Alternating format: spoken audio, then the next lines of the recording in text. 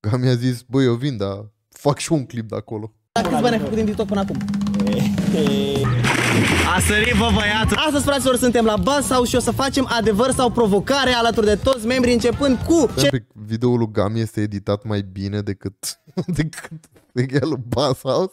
Zara Cristescu, Vlad Neamțu, Claudischi, eu, Iasmina, Alexa și Denis. Yeah, let's go! Am acceptat provocarea hashtag All Out by Samsung și ce să vă mai zic? La fel ca și mine, let's go, respect. Joc. Haideți să începem cu regulile. Regula numărul 1. Ai voie să refuzi orice întrebare sau provocare, dar atunci vei ieși din joc. Regula numărul 2. Ne vom juca în direcția acelor de ceasornic. Da? Adică o să începem de la Claudischi, Vlad, Cezara și tot așa, ați înțeles ideea, da? Bun. Efectiv, e mai bine... Regula numărul 3. Pe tot parcursul jocului va trebui să alegeți cel puțin o dată adevăr sau cel puțin o dată provocare. Dacă v-ați uitat la Formula 1, înțelegeți, trebuie să mergi cel puțin o dată pe fiecare, da? E simplu. Bun. Cine iese din joc va Nu că m-am uitat și înțeleg. trebui să sară în piscina cu bile drept pedeapsă. Și o să fie colțul vostru de pierzători. Cineva îmi spune ce jos ai ajuns, Fire. Am bifă, sunt cineva. De rușine. De rușine. A, bravo, exact. Colțul de rușine. Bun. Sunteți gata să începem? Haide! Bine! Claudis, ce alegi? Consider, de când mă joc jocul ăsta de ani de zile, că dacă alegi orice altceva în afară de provocare, ești o fetiță micuță fricoasă. Așa că dă-o. Că gen fetițele, nu, am înțeles. E bună comparație. Claudischi, provocarea Samsung pentru tine este să dansezi Macarena până când urmează din nou rândul tău. Stai, cum era Macarena? Nu știu, te descurci tu. Trebuie să fie mișcarea mai... Sau spate. Jos? Jos și tu faci așa, ca nebun, înțelegi, până urmează din nou rândul tău. Hai. Să uite cineva dacă se oprește, vă rog eu mult. Haideți să continuăm. Nu o să vă distragă faptul că sunt atât de sexy. Nu. Domnule Vlad Neamțu, ce alegeți? Adevăr sau provocare? Îmi plac provocările, așa că hai să vedem ce mi-a pregătit. Ok, provocare. Avem aici o provocare Samsung pentru Vlad. Sunteți pregătiți? O să râdem mult. Oh, nu, Vlad, mi-e frică, stai. trebuie să ne ții un discurs de 2 minute Ok. în care să ne convingi că pământul este plat. Hai să vedem! Nu, stai jos. Ok, eu vreau să vă spun că atunci când m-am născut, eu m-am născut pe pământ, din păcate. Și atunci când am zburat cu avionul, nu știu dacă el s-a mișcat sau dacă a stat pe loc. Dacă stătea pe loc, avea sens, știi? Că era rotund și se învârtea. Dar având în vedere că e plat, el se mișcă și merge cumva, nu-i așa? Așa e, că vă zic eu. Ok, hai să trecem peste că ne-ai explicat. Deci, Vlad, pământul e plat, da? Foarte plat. Mai plat ca mine. Da. Fraților, noi glumim, da? Deci el trebuia să ne convingă. Pe mine cel puțin n-a reușit să mă convingă. Eu tot consider că pământul e rotund. Pe voi v-a convins? Nu. Claudiu, am ochii pe Nu m-am tine. oprit. Stai, glumea? Nu este plat? Foarte bine. Urmează Cezara. Ce alegi, Cezara? Adevăr Eu- sau provocare? Eu o să fiu o fetiță mică și speriată, cum Așa. zice Claudiu, și o Așa. să aleg adevăr. Așa. Adevăr. Pam, pam, pam, pam. Cezara, spune-ne un secret pe care l-ai ascuns de părinți. Opa! Deci poți să ieși cu adevărul acum, din dulap. Un Zi-ne, secret Cezara. pe care l-am ascuns de părinți este că am fost logodită. Ce? Atât. Ok. Am început să fac Macarena în slow mă motion. așteptam la o... Am copiat și eu la un test, așa. Nu mai sunt single, deci puteți să-mi dați mesaje, ok? Denis, ce alegi? Adevăr sau provocare? Păi pentru că viața e o provocare, o să aleg tot o provocare. Ok, Denis, am o provocare pe Ești tableta o fetiță mică și speriată. Samsung pentru tine, care nu este doar pentru tine. Va trebui să faci schimb de haine cu o persoană cu care vrei tu, de sex opus. Ok. Deci, cu cine vei face schimb de haine? Cu Iasmin. Oh! Ce surpriză! Până la capăt, până la capăt. Ce-mi dai? Ce vrei? Te rog frumos, când nu sunt aici. Stați acolo! Nu mai râdeți de Nu mine. poți să te iau în serios făcând dans. Haideți să faceți schimb, haideți, că... Dau cămașa. Păi nu facem schimb, îmi dai cămașa și atât. Deci tu ochelarii, Pisi, dai Îmi ochelarii. dai Te ochelari. urăsc, Radu, te Păi urăsc. stai și Acum realizez cât de bine Claritate. se aude... Bă, Freddy, hai să ne luăm și noi de asta. Nu vezi cât de bine se aude? Că ăștia n-au lavaliere, acum am văzut. Sincer. Haideți, că... Dau cămașa. Păi nu facem schimb, îmi dai cămașa și atât. Mai terminat. Trebuie să o pui pe tine. Alex, Care mai târziu. perfect. Unde-i schimbul de haine? Adevăr sau provocare? Eu o să aleg adevăr acum și provocare mai târziu. Perfect. Alexa, dacă ai putea să stai de vorbă o oră cu oricine din lume, cu cine ai vorbit și de ce? Aș vrea să stau de vorbă cu Elon Musk. Ok, da. Bă, știi ce? Un millennial cinstit. Destul de clișeic, deci spune-ne și de ce, adică dă un motiv serios. Aș vrea să-l întreb care a fost treaba cu Twitter-ul, dacă a fost o glumă sau a fost for real treaba și l-aș ruga să fac și un TikTok cu el. Ai face un TikTok cu Elon? Haideți, domnule Muscă, haideți! Am bifa mea, acum sunt cineva. La na na na na. Domnule Musk, a fost pe bune cu Twitter sau doar ați manipulat piața cum faceți de fiecare dată? Elon Musk, cred că ar fi cel mai vizualizat Ilagion Muscaru. TikTok din lume. Elon Musk un dans din ăla cu alo. Ok, a făcut Gami aceeași glumă, ok. Sau să facă ca Claudischi, Macarena 20 de minute. Elon Musk. Sau de Bifa. Da. Am început să cânt în mașină piesa aia cu Bifa, da. Hey, Mr. Musk, let's do the renegade. Mă bucur pentru tine, continuă, te rog frumos. Dar ce bine stau! Da, Gabi. L-aș întreba care a fost, domnule Musk, care a fost treaba cu Ghislaine Maxwell, dacă puteți să ne spuneți. Urmează Iasmina, care văd că Ai umorul lui Gami, sincer, noi ca pe o jignire n-am să te mint. nu mai poate să-și țină Nu, cămașa chiar nu aia. mai. Bine, hai, dă înapoi. Iasmina, spune-ne, adevăr sau provocare? Ce alegi? Adevăr. Adevăr. Ei, la adevăr trebuie să întoarcem tableta așa și să vedem. Aici avem o întrebare destul de grea pentru tine. Grea? Da. De ce? Și eu trebuie să te asculte și fractul. Poți să te oprești, că ești și tu cum semi-implicat în această Nu, poveste. lasă-l să danseze în continuare, că n-are atenție oprește-te. distributivă. Ești bine? Nu o să- Mersi mult, Gabi, nu mai, spun. mai aveam puțin și îl vedeam pe Iisus Hristos. De ce ar trebui o persoană de sex opus să se căsătorească cu tine? De ce nu? Ok, un răspuns care nu este de ce nu. De ce ar trebui o persoană de sex opus?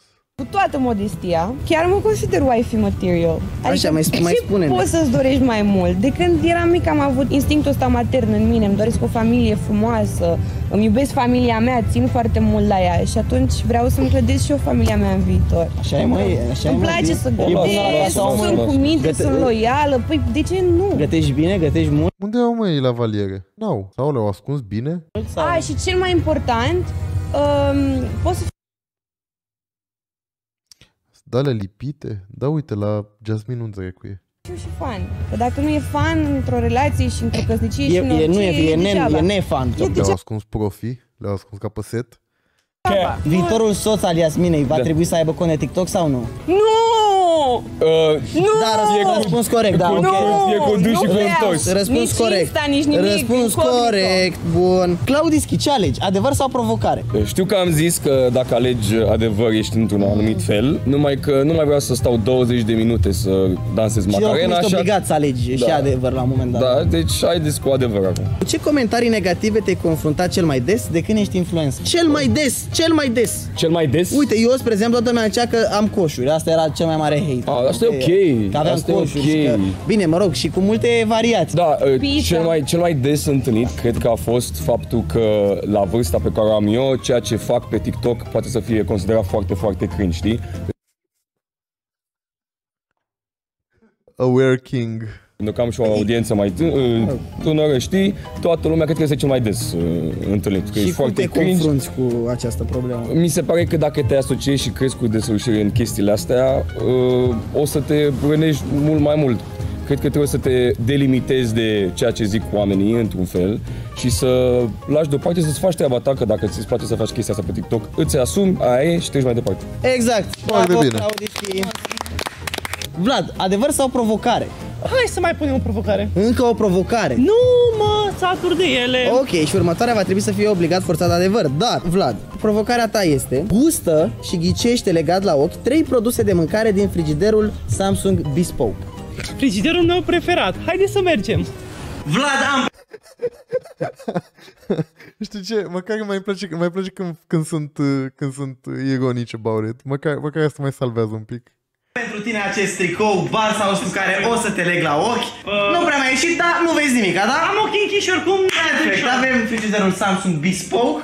Te rog frumos să pui mâna în el și să alegi Că e destul de bespoke, n-am să te mint. ce vrei tu. Opa! Asta? Și trebuie să-l guști. Ce gust, ce textură. Ce e? Un ardei gras. Vrei să zic ce și culoarea? Cum ghicești tu culoarea? Ok, zi. Mai văzut că sunt legat, da? Da, zi. Este... Se poate ghici culoarea lor. Au gusturi diferite. Asta așa ca să testezi, da? Ok, uite, vezi, da? Ok, da, e legat. Bun. Este un ardei gras roșu. Bă, ești nebun! Așa talent? Bă, ești nebun! Ce-am mai prins aici? Ce-am mai prins acolo? Producția mulțumesc. E... Punga aia verde acolo închisă la gât cu ce mai roade producția. Ești nebun! Ce-am mai prins aici? Ce-am mai prins acolo? Producția mulțumesc. Ok, înțeleg, se întâmplă ceva. Frigizerele de bogați, da. Așa e, da. Haide, ia o gură! Ăștia îmi plac. Mami, putem să ne luăm și noi frigider Samsung Bespoke. Ce e asta? Sunt niște cârnați, sticks. Da, din aia mici. Da, subțiri. Exact. Ce aromă? Știi să-mi zici? Cred că sunt clasic, sau? Din ce carne? Din carne de porc, naiba. Mamă, Vlad al meu is on fire, ești nebun? Dacă îmi zici culoarea înainte să-l guști, ești cel mai șmecher. Să știi că mă pui puțin la dificultate. Culoarea este un verzui, ceva mai deschis. Ok, nu o să zic dacă ai dreptate sau nu. Ok. Trebuie să-l guști. Hai să vedem. Asta e clar, Gami, ce naiba? Asta e dita mai strugurile. Cum a ghicit-o, mă, pasta, mă? Senzațional! Bă, cum a ghicit-o pasta, mă, ești nebun? Măi, Gami trolează, efectiv Gami trolează. E atât de funny că toți și Shelly și Gami au ajuns la o vârstă în care deja s-au plictisit să mai facă content de copii și efectiv at this point trolează. Că, na, mai merge de făcut ceva pe lângă, da? No, cum a ghicit? Cum a ghicit-o, mă, pasta, mă? Senzațional! Mă rog, e frumos. Clar, Gami, ce naiba? Asta e dita mai strugurile. Cum a ghicit-o, mă, pasta, mă? Senzațional! Bă, cum a ghicit-o pasta, mă, ești nebun? Nu s-a mai văzut așa. Da, bro. Hai să ne întoarcem la joc. Bravo, Vlad! Bine! Bine, nu știu dacă Tu și Slavoga Energy n-am să te mint? I mean, și ăsta așa la astea, da? Bine. Cezara, ce alegi, adevăr sau provocare? Hai să-i dăm cu o provocare. Bine! Cezara, provocarea ta este să-ți atingi nasul cu limba. Vă zic de pe acum că nu pot, că am mai încercat, dar hai să vedem. Hai că poți! Hai, Cezara! Hai, Cezara! Hai, Cezara! Haide! Dar iau cu mâna așa, scoată, știi? Poate merge. Puneți nasul în jos, puneți așa de aici. Nici nu încerci, nici măcar nu încearcă, nu. Poți tu? Tu poți, ia? Vă arăt eu cum se face, copii. Deci Vlad este o șopâră, e reptilă de-aia, e reptilian. Vlad nu se pune. Cezara, te provoc să pleci din Bathhouse. Te provoc să te duci acasă, Cezara. De ce credeți că a fost atât de ușor? De ce credeți că a fost atât de ușor să argumenteze că pământul e plat? Că el nu vine de pe pământ, e reptilian. Bă, îmi pare rău, Cezara, ai încercat, dar nu toată lumea poate. Nu o să te descalificăm, dar... E ok, măcar am puncte pentru că am încercat, dar e foarte greu, că bunii nu au lungimea necesară. Denis, dragule, ce alegi, adevăr sau provocare? Adevăr. Adevăr, da? Bun. Care este cea mai cool parte la a fi un tiktoker așa cunoscut, dar partea cea mai neplăcută? Cea mai cool parte este că ești cunoscut. Și partea cea mai nașpa e că tot ești cunoscut. Exact, e cu... Partea cea mai nașpa este că... faci pe mulți bani. Nu, asta e partea cea mai cool. Partea cea mai cool este că faci foarte mulți bani. Partea cea mai nașpa este că ai expunere foarte mare. Mai dă-i și nouă. Din expunere sau din bani? Ambele, cloud chasing. Ai expunere mare și trebuie să fii foarte atent la ceea ce scoți pe gură. Dar voi vorbiți pe TikTok, nu doar dansați? Mai mult, Băi, eu vorbesc. vorbim. Eu vorbesc. Ar fi păcat să nu vorbesc. Corect. Mai ales tu. Claudiu zice că nu știu ce vorbește așa mult, că nu prea zice nimic interesant. Cum ar fi?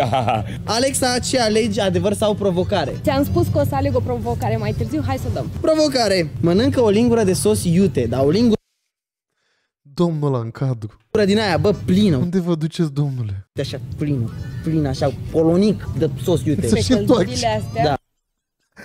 Întoarce. Da. Vrei să mor? Vrei să leșin? Vrei să mă descompun? Nu pot, că o să-mi fie rău. Hai mă, că e mic. Păi ce a zis? Polonic de sos iute, dar o lingură din aia, bă, plină, uite așa, plină, așa, polonic Am vrut să recupereze litera din lac. de sos iute. Pe căldurile astea. Da.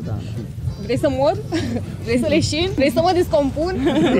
Nu pot, că o să-mi fie rău. Hai mă, că e mică, e o gură. No, trebuie să fie așa, polonic. Eu cred că îți dă cu refresh, eu cred că o să-ți fie bine. Ba da. Nu pot, Hai. pentru că vreți, o să mor. Te iubim, Alexa, mulțumim! Ne pare rău, Alexa. Trebuie să mergem la piscina cu bile. Și să mă arunc în ea? Da. Haideți. Pare rău, Alexa, trebuie să sari. Îmi pare rău. Aia e. Piscina Stai, dacă nu acces provocarea, trebuie să sari în piscina cu bile. pierzătorilor. Am jucat, aia e. Deci Haide. sar, 1, Haide, 2, 3 și... Mamă, da! Oh, Vedeți că a nu. sărit puternic! Hai să ne întoarcem la joc. Ia Bro. Mamă, da! Hai să ne întoarcem la... Vedeți că a sărit puternic! Hai să ne întoarcem la joc. Iasmina, adevăr sau provocare? provocare, nu? Provocare. Trebuie să faci podul de sus. Adică din picioare să...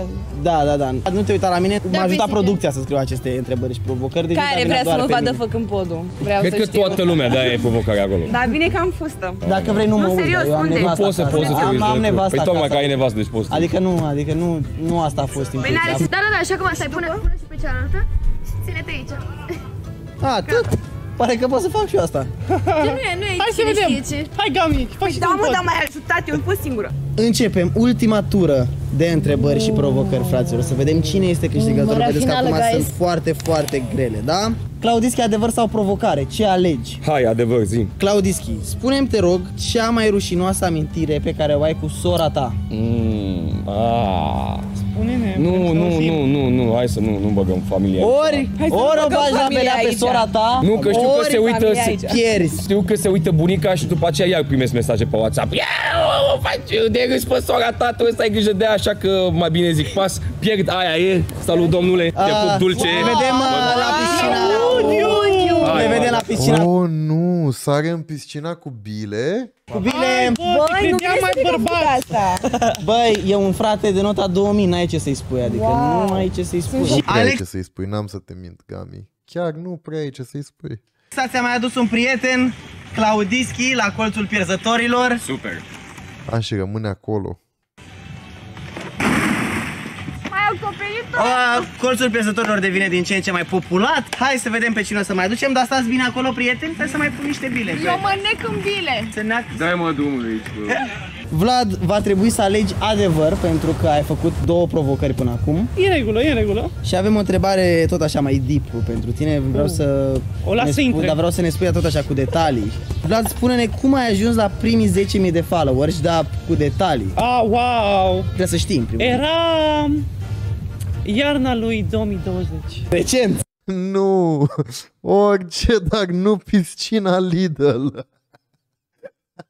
Da, chiar recent. Asta mă gândeam și eu, 2020? Adică a crescut în 2 ani? 2 ani, gen. Păi și de asta așa, despre ce platformă vorbim acum? Vorbim despre TikTok, Despre pentru că TikTok. acolo am început să postez.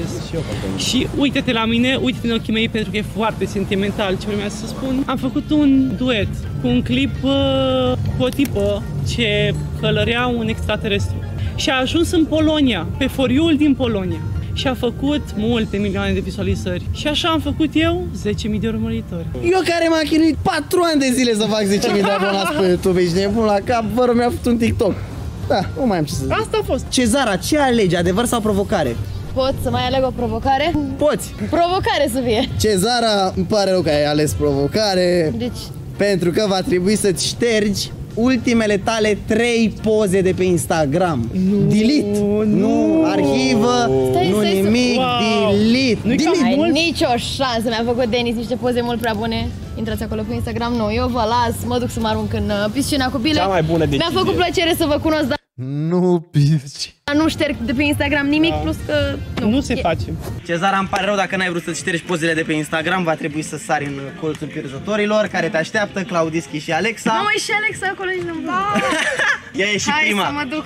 Du-te peste ei, Cezara! Peste ei? Poate Du-te să văd? peste ei! Grijă. Mă, chiar că peste ei s-a dus. Uite-l, Claudischi, mai e doar o mână. Claudischi, ridică mâna dacă ești în viață. E în viață, ia vedeți. V-ați cam împuținat. Finaliștii? E semifinala? Știi că ăștia sunt frații mei, noi te ne înțelegem cel mai bine. Sunteți Deci, da. top 3. Top 3, da? Deci ați ajuns bine. Da. Ați ajuns bine. Denis, adevăr sau provocare? Spune-mi repede, hai că sunteți top 3. Adevăr. Adevăr, dar câți bani ai făcut din TikTok până acum?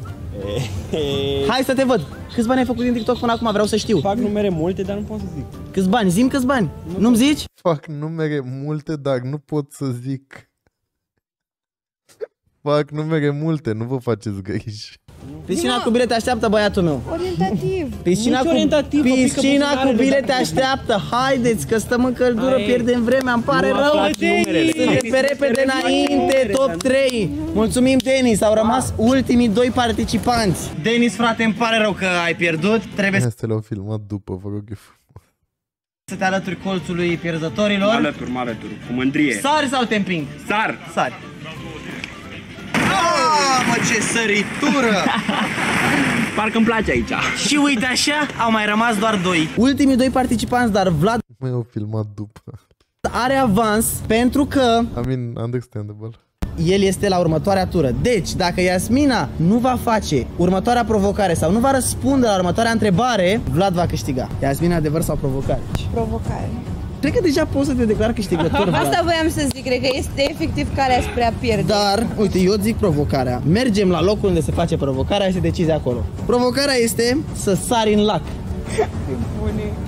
Este efectiv singurul lucru pe care nu vreau să-l fac. Efectiv, fug de apa din lacul ăla de când am venit. Iasmina, te-am adus la lac. Deci, ce alegi? Sari sau nu sari? Dacă nu sari, Vlad o să fie câștigător. Hai, sari puțin. Hai. Tu să nu pui mâna pe mine că am sechele. Nu Deci, sari, pe cât de nu frumos sari. arată. Nu. Felicitări, Vlad! Felicitări, Vlad, ai câștigat un frigider Bespoke! Ca provocarea, bine! Iasmina! Ăla e, băi, bravo! Bă, care au șansele fix șeful casei să câștige? A câștigat șeful casei, bă, băiatule, bine! Iasmina, fricoasă mai ești. Eu nu, mi-e frică, vreau We miss your comments. Tell us what you're thinking, no thoughts. doar să Only... plecăm de aici, că am impresia că o să mă împingă unul din voi și nu mai pot de anxietate. De ce e impresia asta? De ce ai... Vă uitați la el ca niște fricoși. Haideți! Am venit pe final de vlog cu Denis la barcă pentru că a zis că sare el. Îți mulțumesc, Denis, îmi pare rău că ai pierdut. Dar Mai nimic, că sunt câștigător acum, gen. acum și șmecherii pe barcă, haide. Hai. Cine nu-i gata, le iau cu lopata. Pentru în lac, v-a sărit. Jur. E forță? Hai să plecăm. Dacă plecăm cu barca, te superi? Un pic. Denis, care face numere. Care stau de 3 ore și mă uit la Basshouse doar ca să te văd cum te uiți la Lenghel. Dacă nu te uiți la Lenghel după asta, I'm gonna have a mental breakdown. Yeah. Vezi tu, prieten, da, baftă la terapie. Pupici, toate cele bune, hai că ne uităm mâine seara la Lenghel.